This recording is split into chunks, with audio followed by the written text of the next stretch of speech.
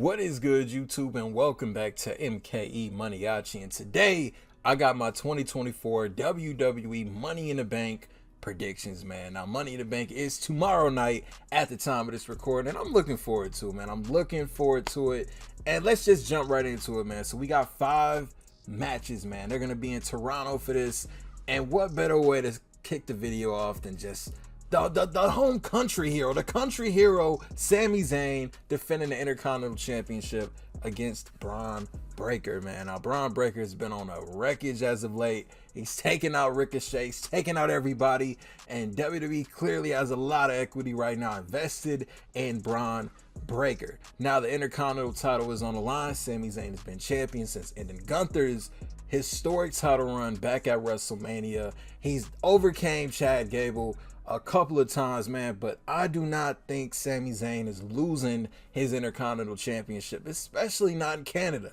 Now, how can you do this while still making Bron Breakker look dominant and unstoppable? I'll tell you how. This match, I think, in my opinion, is going to end by disqualification. I think Bron Breakker is going to snap. I think he's going to beat the hell out of Sami Zayn. Sami might just end up getting stretchered out of the arena.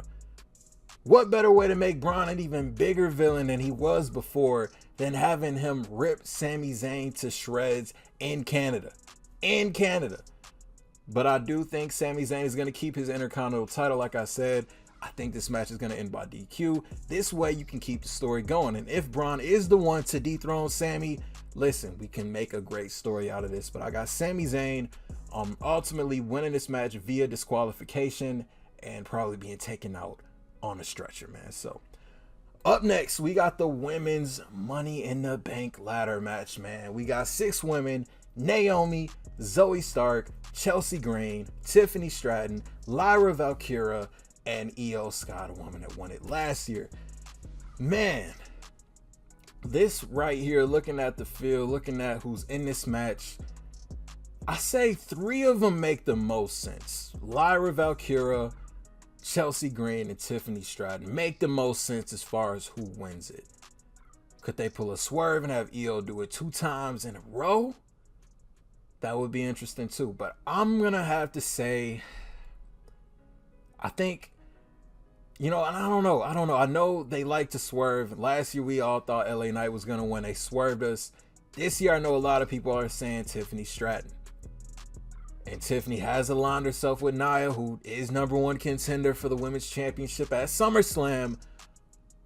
Maybe Tiffany wins Money in the Bank tonight. She swerves Nia at SummerSlam, cashes in on her, and becomes the champion. I'm going to go with Tiffany Stratton winning the Women's Money in the Bank briefcase, man. But, I mean, you can make a strong case for Chelsea Green. You can make a strong case for Lyra. But I got Tiffany Stratton winning that one, man. So up next, we got the undisputed WWE Champion Cody Rhodes teaming with RKO, Randy Orton, and Kevin Owens to face this new Bloodline 2.0 of Solo Sikoa, Tama Tonga, Tonga Loa. I think Jacob Fatu is even in the mix in this. I don't know, is this considered a handicap match, or is it still 3-on-3? Either way, this match right here, is going to be the most talked about match of the night. It's going to be brutal. They're going to be fighting all over. I hope they add a no disqualifications. Man, listen, make it Bloodline rules at this point. I want to see carnage in this match, but I'm going to have to say Bloodline 2.0 is going to win this match. And here's why. We got SummerSlam coming up. Clearly, we're working towards Cody Rhodes and Solo Sikoa at SummerSlam. What better way to validate Solo being #1 contender than having his team, him even possibly be the one to pin Cody Rhodes at Money in the Bank? It makes the most sense.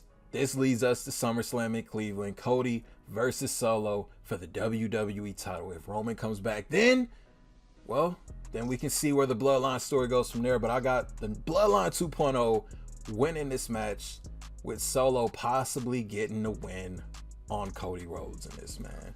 Bold prediction, I know. All right, so up next, we got the men's Money in the Bank ladder match. We got LA Knight, Drew McIntyre, my boy Carmelo Hayes, Chad Gable, Jey Uso, and Andrade. this match right here is probably the hardest match to predict on the card for me, because literally you look at it, it makes sense for all of them to have, like, it makes the most sense, but let's break it down. Let's break it down. So, Andrade, years ago deemed as the future of the WWE. If he won tonight, he can finally make Andrade the star that they wanted him to be. But I don't think it's Andrade. Then you got Jey Uso, the poster boy of the event. Yes, he's had a shot at the World Heavyweight Championship. Yes, he is on a run of a lifetime as a singles performer. What better way? Yeeting the bank. Listen, it's all on shirts, so marketable. But I don't think it's Jey either. Then you got Chad Gable. A lot of people can make a strong case for it. Why have Chad Gable lose multiple times at winning the Intercontinental Championship? Do they see something further in Gable as far as master in the bank? But then again, Gable is intertwined with the Wyatts right now. We might see some shenanigans with that. Then you got LA Knight. Yeah. The man we thought was going to win it last year didn't win it last year, but he's clearly gearing up for a program with the United States champion Logan Paul for SummerSlam. So what sense would it make for LA Knight to win Money in the Bank? Then you got Drew McIntyre, who was cashed in at WrestleMania. Could he win Money in the Bank and finally get his World Heavyweight Championship back? I think we're going to see CM Punk get involved in this match. McIntyre is not doing it. So that leaves one logical answer, in my opinion.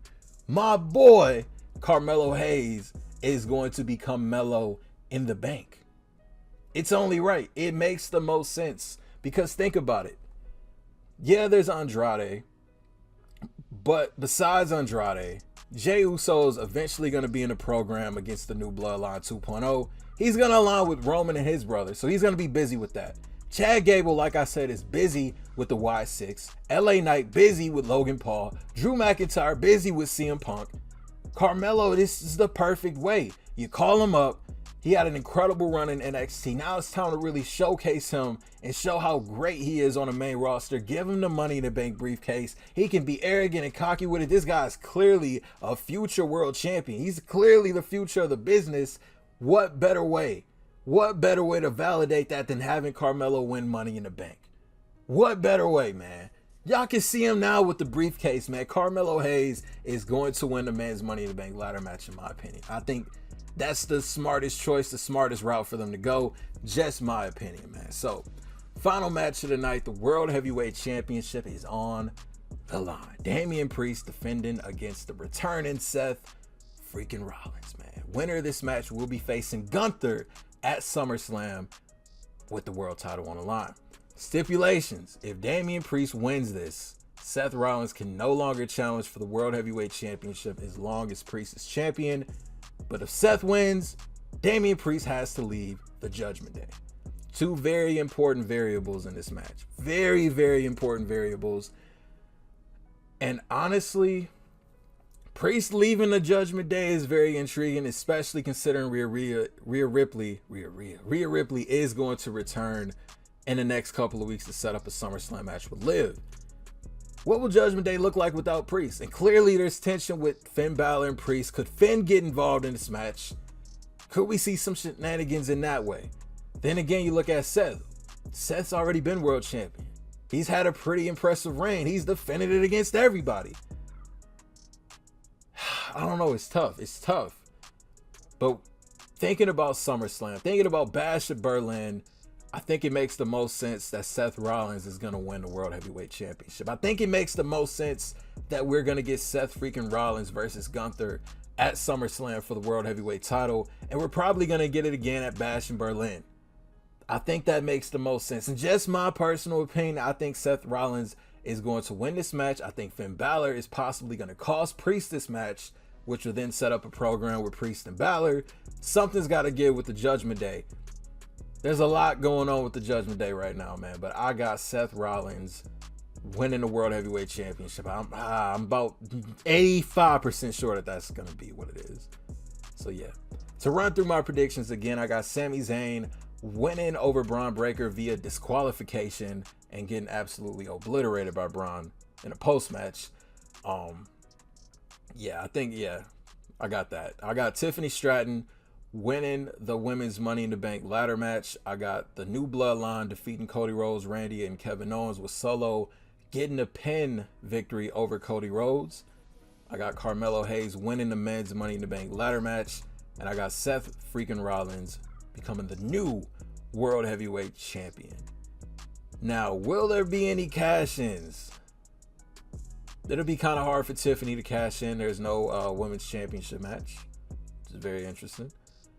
I don't think there's gonna be any Money to Bank cash-ins either. So yeah, so y'all let me know y'all thoughts and predictions for Money in the Bank 2024, man. If you are new to the channel, hit that subscribe button for me. And until the next video, I'll see y'all then. Thank you for watching MKE Maniaci. I'm out.